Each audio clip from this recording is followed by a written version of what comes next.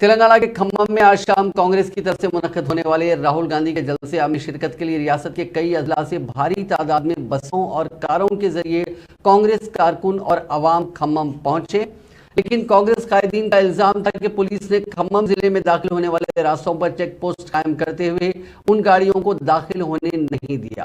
Police की जानिब से रुकावटें खड़ी करने पर तेलंगाना पीसीसी के सदर रेवंत रेड्डी ने डीजीपी अंजनी कुमार से फोन पर रब्त पैदा करते हुए पुलिस रवैये के खिलाफ एहतजाज किया। साबिक एमपी पुंगलेटी श्रीनिवास रेड्डी ने कहा कि पुलिस ने 1700 गाड़ियों को खम्मम में दाखिल होने से कब्ल रोक दिया।